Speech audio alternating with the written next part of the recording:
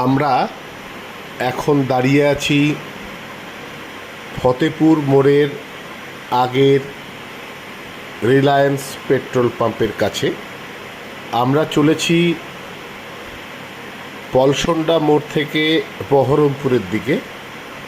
বহরমপুরের দিকে যেতেই ফতেপুর মোড়ে হচ্ছে গাড়ি হোল্ডিং,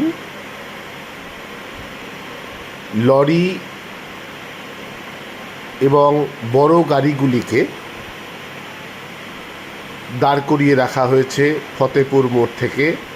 এই লাইন ক্রমশ দীর্ঘতর হয়ে মেহেদিপুর মোড় অবধি যায়, যে কারণে মেহেদিপুর মোড় থেকে বহরমপুরগামী গাড়িগুলিকে ঘুরিয়ে দেওয়া হচ্ছে বহরমপুর থেকে ফরাক্কাগামী রুটে, অর্থাৎ একই রুটে আপ ও ডাউনের গাড়ি চলাচল করছে। ফলে ছোট গাড়িগুলির ক্ষেত্রে যখন বহরমপুরের দিক থেকে দুটি লরি ফারাক্কার দিকে একে অপরকে ওভারটেক করে এগোয়, তখন হয়ে যায় সমস্যা, অ্যাক্সিডেন্টের সম্ভাবনা প্রবল হয়ে যায়। যার জন্য প্রশাসনের নিকট আমাদের বিধায়ী প্রার্থনা, আপনারা উৎসবের দিনগুলিতে গাড়ি আটকান